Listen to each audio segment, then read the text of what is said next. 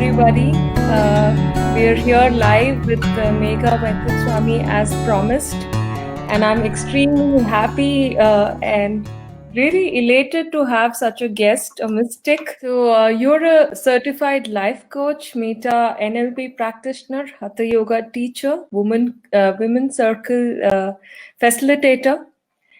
She supports women and girls in their journey of reclaiming, reconciliating, remembering, and rewriting their truth by casting, holding, and nurturing safe spaces. I think this Megha is from one of India's most favorite honeymoon destinations. She's from Mauritius, one of the most. Yeah, and it would surprise me you could actually have an ancestry in Mauritius. Like a lot of Indian there came from India. So How is it? Does it make you like feel better about life from the rest of us, or like we live how? on such a land, but most of us are disconnected from the beauty and the nature. And the nature of trauma that we have here is such that you don't even realize how you're living, where you're living. There's so much to be content and fulfill about. So though we're on island, it doesn't really have this sense of island life because we're still speeding. Like we speed, we don't really have a slow life. So I would say most of us are not truly content and really present now, but gradually it's happening now. Like so much has been happening globally, so people are waking up. When sisters, and I will take that example. When sisters came from Bangalore to Mauritius, they were shocked because they thought it was only about the sun and the sea and the beaches. But there's so much green. There are waterfalls, there are forests, and even when you look at Mauritius geographically, it is insignificant. Like we are a small dot out of nowhere in the Indian Ocean, and that place was used for centuries as a transit space to go to the other part of the world, to India. It was used as a pilot test for indentured laborers in the world. So imagine a tiny land used as indentured laborer pilot test and it was spread from there. What kind of wounding and pain systemically and collectively we have. So Yeah. all of this, yeah, so we're all into all of this. Yeah. 10 years ago, I was in March 2010, I was in a high paying job. I was earning really well, but it was also a peak of my life where my health was at its worst. Interesting, I was 27 years old and I couldn't remember when I last read a book, where I last it. So I was still married at that time and I decided to quit. So I left. I left my job and I always say that don't leave without a plan. So I left. I had no plan. I had no backup cushion. There was nothing. And when you leave your job, the first morning is always great. Yeah, you're like, I've Yeah. left everything. I literally sorted all my stuff. I've given away all my corporate clothes and high heels. Like I don't want to see all of that. Well, one month after that, I went into this deep of agony, and I remember one day crying and say, "God help me! I need help." And I started that very year in a woman leadership program, but it's a very unlikely leadership program, though it's called leadership. There was more element of holding safe space, and from then on, that's where everything started crumbling down. So whatever I thought I had accumulated in terms of title, relationship, all of them went down one by like, God, help me, make me an instrument for you. Every time now when I think of this phrase that I uttered, if I understood what it meant, I would have never said it. Because the moment you say, make me an instrument, I want to do something, use me, if God or divine or goddess or whatever or life will start getting you to clean off. So I was actively involved in a project known as Women in Politics, which is really about campaigning and training skills for women who want to stand as candidates. Yes. If we want to speak about women's spirituality and women's journey, it doesn't happen without this body. I feel there's so much of teachers out there today who speaks of you're not this body. Of course, I'm not this body, but my life is embodied in this body. So I will Yeah. not bypass this body. So are you Yeah, saying that, to change your path or to do something else, you need to completely sometimes dismantle your entire and allow to look at. yeah. So that's part of dismantling, but it's also part of saying dying. So life and death is part of the cycle of being on this plane. So you can't Hmm. escape it. But I will also say, like, no matter how, like, intellectually and even in my body, I know this truth. When the time comes to die, there's always this resistance. I don't Yes. like it because I've been used to this, so I still have it. Yeah. I still have that. Yeah. Yeah. So, you support women to uncover, reclaim their own power within. So, what does this actually mean in your own? What does it mean actually in the simplest way if I position myself as a woman but as a coach and as a facilitator? It simply means you show up as you are. I don't do mind reading, but you will give me so much information that I'm going to feed it back to you. And the moment it opens a door, and from that opening, you have a choice. Hmm. Is this serving me? Is this Hmm. is this allowing me to take full ownership of my power? Because if I'm stuck, it Hmm. means I've used my internal resources and my inner power to create that. Hmm. So if I did that, then I'll always say people, they say that I'm stuck. I'm like, show me how did you do that stuck? And Hmm. they do that. They kind of show what they do. Now, if you did that, what do you want to do instead? And in many instances, people will choose something that is for them, and it has nothing to do with me. It has nothing to do with what I mean and define by openness.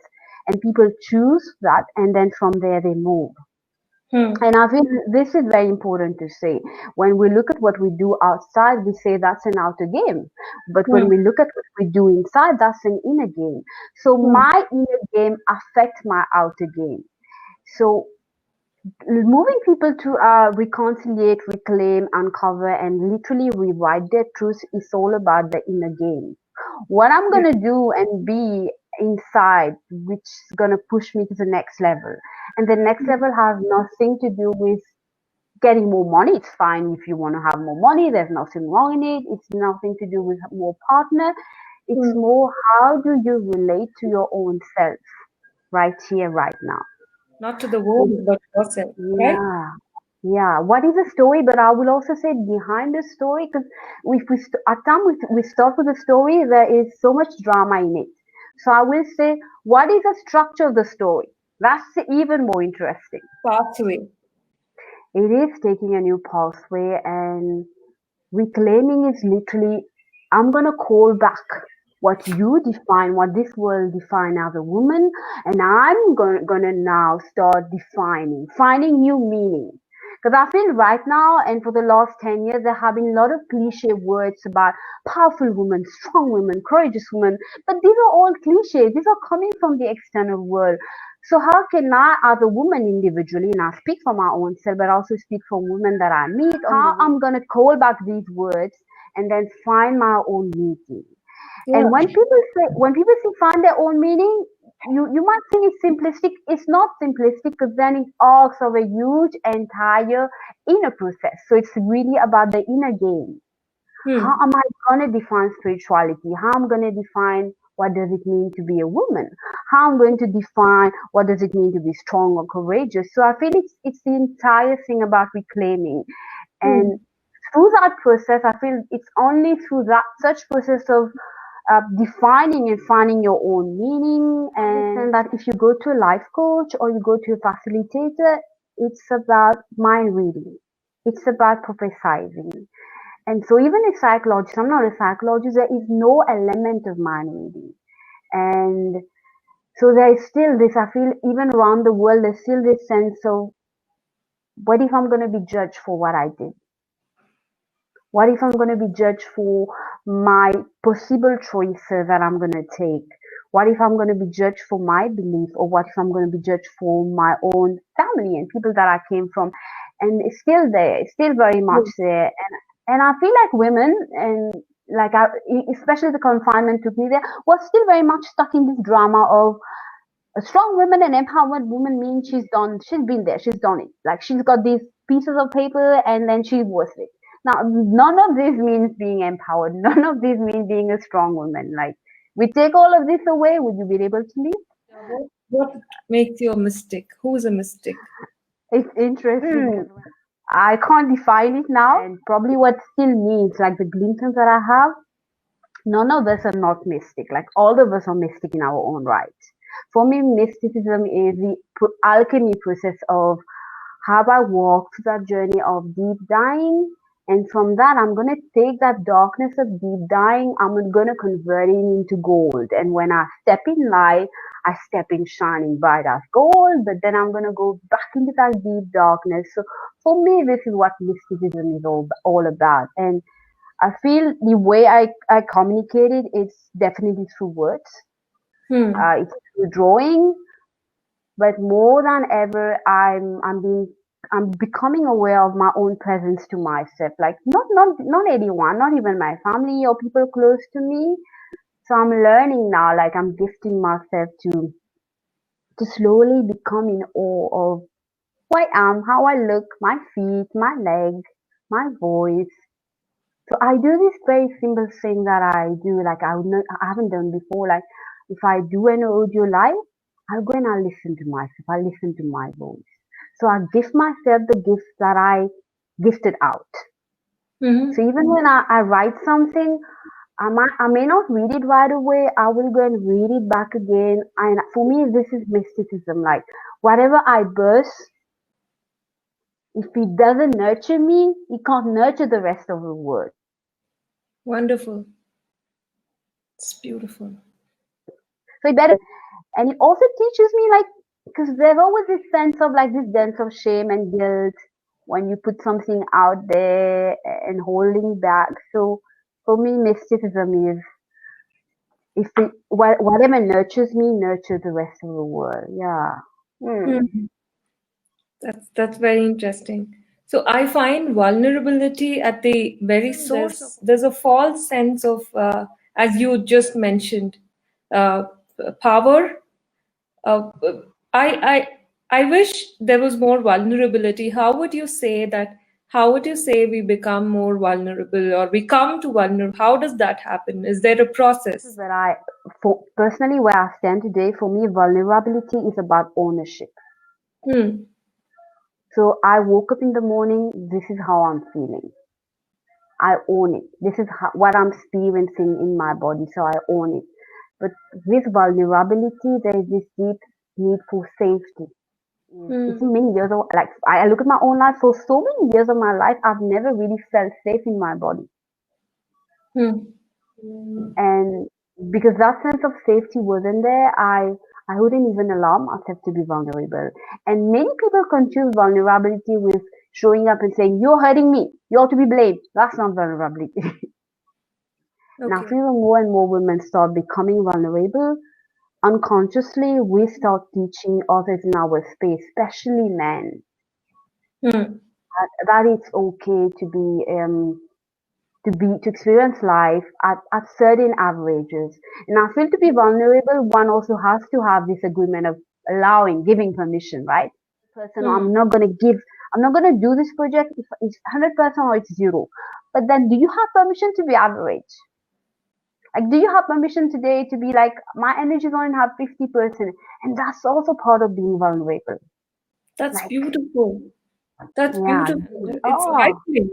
It doesn't have to be like that.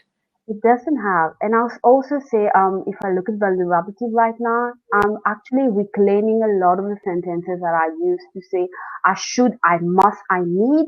Like, I should do that. I should. That's literally a rule. So with vulnerability, there's nothing as strict rule. It's really organic. So choosing from saying I should to I choose today to rest. I choose today to show up. I choose to share my story. I choose to allow you to see me. And that's vulnerability because it's a choice. thinking Yeah. of and talking about it. How do we get more people to, you know, share, open? Even we have in Yeah. different contexts, we pull it down, and in other contexts we have it because we have like different agreement with different people in different contexts. And I would say this is where this entire thing about holding space comes. Like if I see you're hurting, I'm gonna allow you the space to hurt. And I feel only when we allow people the space to hurt, they drop it off. And even when we look at the corporate context, someone was asking, how do we make it safe for employees now? I mean, like, state it loud and allow people to come. I wish the internet was more reliable and connection Yeah. was non-stop. I'm sorry for that. I think it's the weather here. Yes, please. But it's also symbolic of how we go in life, right? Yeah, we go merry-go-round and joop, and then something yeah, happens. Resting is so important. yeah. So But it's a listening to tough. your body is important, right? It You look is. Listening to our anything. body is important today, Mm, especially when we're all into this cycle of people are learning about intuition and psychic and energy, and then you get into space and you see someone doing something, and you're like, my intuition says he or she is having that, and he or she is doing that, blah blah blah. But you know mm, what? mm, Over trusting your intuition without facts and evidence is mm. foolish. Start Yeah. stepping up. Maybe we start being vulnerable and ask. Like Mm. let them know you want to heal. Let's assume you know. I don't know. Like even after years of studying, I still want to assume that I know. Yeah, writing and activism. I wrote a book in 2017. It's called Whispers of Fate. Whispers of Fate is a very it's something very dear to my heart. It's a collection of whispers. So in 2016, I had this deep phase of deep drowning.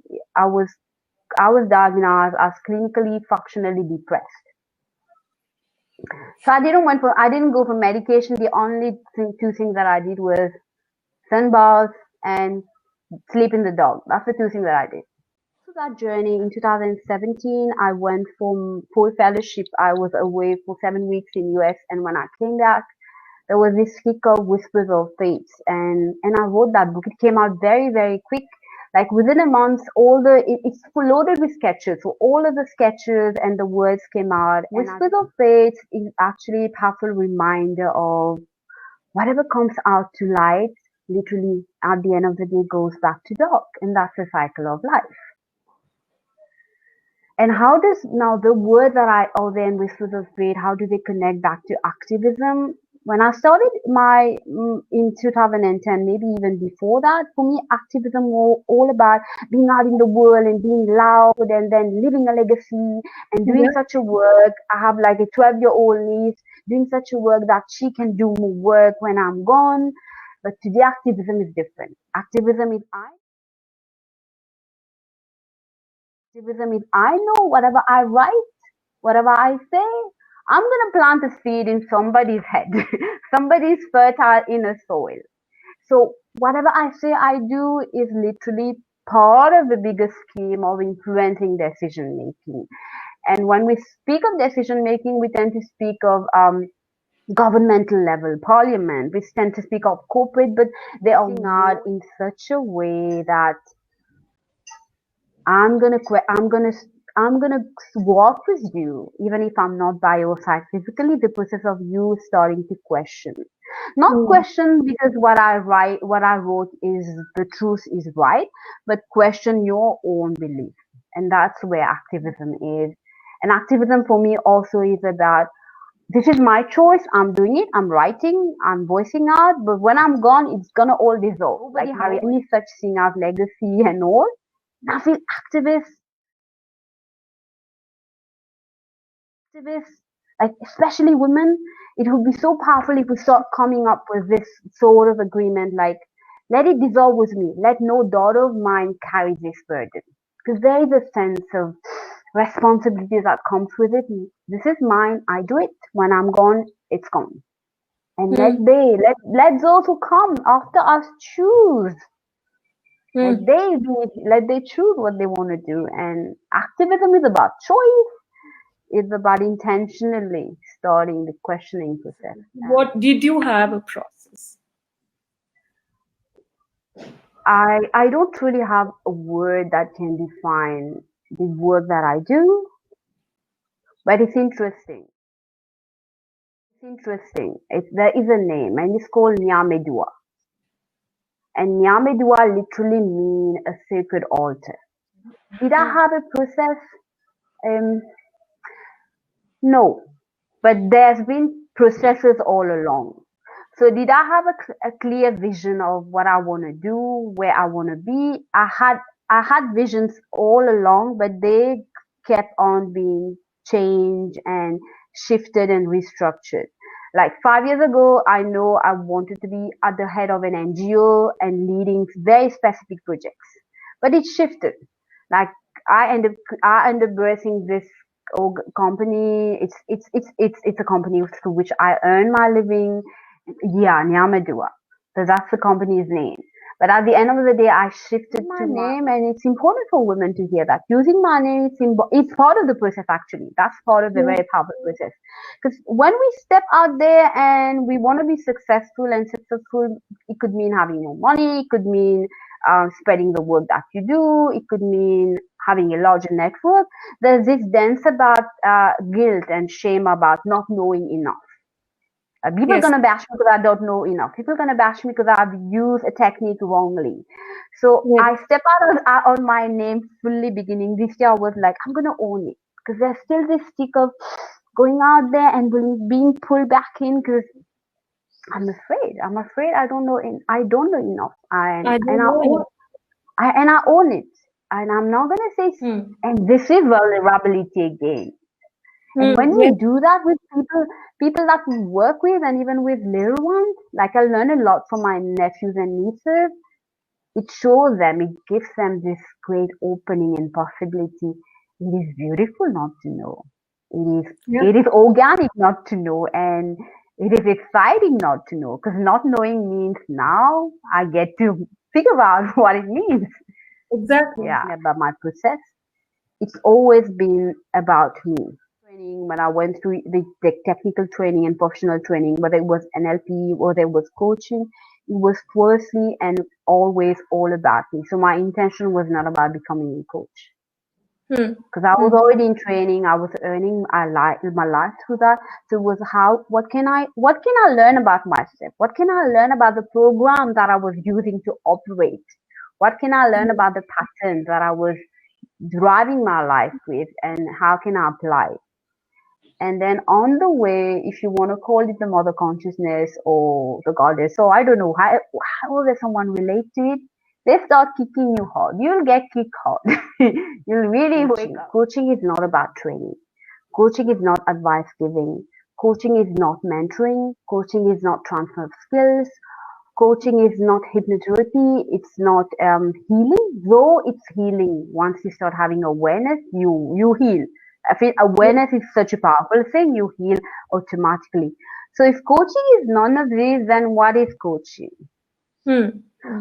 Coaching is simply you sitting in a structured conversation with someone where we will start exploring to dialogue.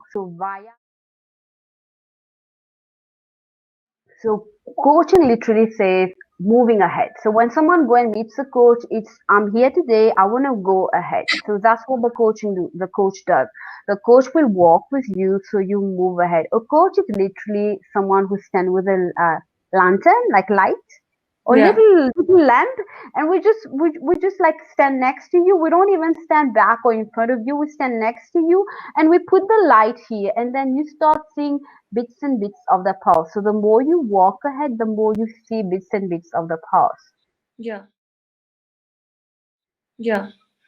So what is meta coaching, and why am I called a meta coach? In meta means neurology. So everything we're experiencing in this world, it's through this body, it's through the senses, it's through the neurology. That's one thing. So when people come, though we say we look into the program and mental processes, we're actually also coaching your body. So when you say you're angry, I also want to see where this anger is. So often mm, when women say, today I have a low self-esteem, I'm like, show me what this low self-esteem is. And they're like, here. I'm like, this is not an experience, this is a judgment. right. That's a very powerful thing. So Mm, people who listen to this is something you can actually take away home. Like you're having an mm, experience or you're having a thought or you're saying this is how you feel about you. If you're feeling something about you and it's localized here, that's a huge judgment going on as long as it's not localized in the body. So that's the power of neurology. But semantic, this is what semantic means. Semantic means meaning for everything we do our life. Like I see you wearing white, you have a meaning for that. You have a background right now, there's a meaning why you're there. Like I'm wearing my bindi, I'm wearing this color. There is a meaning for that. Now these are empowering meanings because they are allowing us to have a conversation. But most of yes. the time we have so much disempowering meaning we're not aware of. So coaching literally creates the safe space. So for me, this is how the rest of all the tools join. It's Mm, all about creating the safe space, holding the space. Like I don't really create space, I cause the space, I hold it, and then you experience yourself, and I get to be in awe of how you show up. So that's beautiful. what coaching is. Very, very simply in the simplest terms. Because we're always Mm, modeling people. Like we see someone, like people mm, might see you and might look at what you're doing and they will mm, start modeling you, which is a very powerful thing. We're always mm, modeling people because a mm, lot of people have lost their job. So there's a lot of insecurity and also this sense like especially when I look at women who reach out, like they've had a career, they've built their entire sense of identity around that career. Now it has been taken away. So there's this sense of I'm unworthy. Everything is gone now. So for me, mm, it's like really interesting because we are speaking of like I call myself an empowerment coach, but it's M and hyphen empowerment. So it's very like intentional to say it this way because nobody gives nobody power. yeah. I can't give you your power, but I'm gonna just hold safe space. You own your power. So when I Yeah. look at women especially, and even men, there's this sense of everything is gone. I'm lost now because this job is lost because an identity, worthiness was externalized and built around the work, around everything we do. But at the same time, there has been such a huge movement of people saying it feels so good to slow down. It feels so good Yeah. to just please to be home. So people are even when I look in Mauritius, people are slowly adjusting. Like we are Mm, in an island. We have so much land. Now people have started to plant more than they've used before. Like this year, probably we've had the biggest flowering of mango tree and lychee tree because mm, for over 2 months, there's been very little going back and forth vehicles. mm, mm. But if we go back to COVID and human and emotion, there's been a lot of trauma getting triggered. Like I'm not get you've gotten deeply triggered because for the first time probably most of them have been in the house for the longest time with their spouse and their Yes. families and their kids Mm, and then suddenly becoming aware that and people are actually treating each other mean. The truth is we haven't really spent time to relate and because right. we don't have this, we live in a world where feeling unworthy, feeling stressed out and worried is not considered as safe, right? Like you're not even allowed to be worried. Like if you worry, it means you're negative. So it's Yes. a lot of What is the way forward from here? Are we going to include men also in this women, not in the women circles, but are we going to make circles? empowering. So even men go through the same process, but we don't see it because we tend to see more men out there, so we assume they're better off than us. But what I Mm, say to these men who were there, and I feel they are the one who got I mean, a great job if they choose to step out. I'm like, it's easy for men to step up. It is today a man's responsibility to own it and say, I'm gonna step up as an elder and I'm gonna start holding safe space for men. Because there is one thing about coming together in mixed group, and there is a different quality of work that happen when women gather only with women and men gather only with men. And men need that. Because we've mm, lost those initiates. The work is also to include men, but yeah. men, you got to own it now. You have to step up. Like I'm very young. And women don't have the energy. Like we don't have the energy. But what women also have to do, and which is vital, like women often say like men don't want to know, men don't want to learn. Go and be in spaces where men are ready and willing, because there are men who want to understand this. I mean, this entire experience of changing bodies and energy, and there are men who want to learn. So be in those spaces and share with men who are genuinely willing to learn and want to learn. And even those who say like I'm not interested, I will say it's not that they're not interested, the level of unsafety is so high. Like, why would they even want to show up in front of you vulnerably?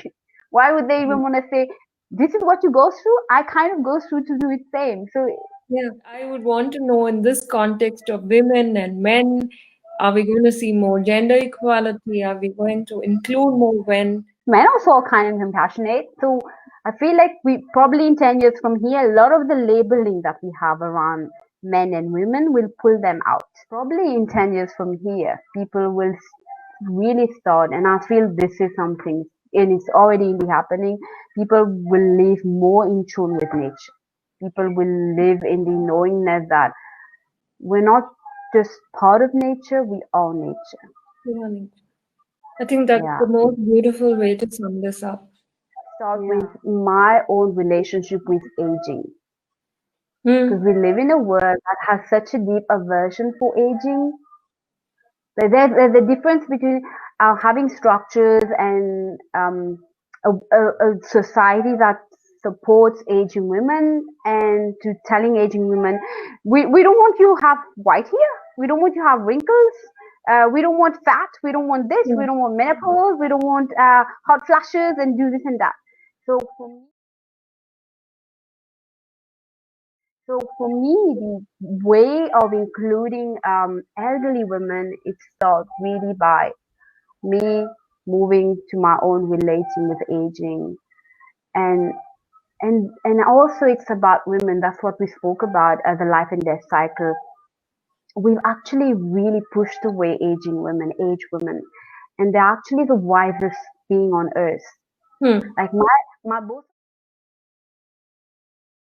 my both of my grandmothers haven't been to school, but they were so wise. My women, to include elder women, it's moving to that space of knowing that you don't have to earn financially to be worthy, to be part of Yeah. this world. Like, and I often say that to my niece, like, you can choose to do nothing with your life. Just Yes. because you are here on this plane, it's enough. It's more than enough. So it's Yes. also for all of us, especially like, but also acknowledging that she's given you the gift of life. There that I have to learn from her. What am I yet to learn from her? Because Yes. we are a generation that have access to unloaded information, and we think we know it all while we don't know Yes. anything. I hope in 10 years down the lane, this is what we start seeing. We start seeing reclaiming empowerment move from a position of embodied power, instead of being an astronaut or a pilot. You can do that. You can be all of that. But it Yes. means nothing. It means nothing, because like COVID taught us that. It means nothing. Yeah. Yeah. And this is what I think creatively living is. I see Yeah. you, I see so many people, my guests whom I spoke to till now also. And I have more and more people. I'm surrounded by people who are living a creative life. I think Yeah. the way you moved from a business degree to healing people and supporting women is marvelous, and it's a beautiful journey.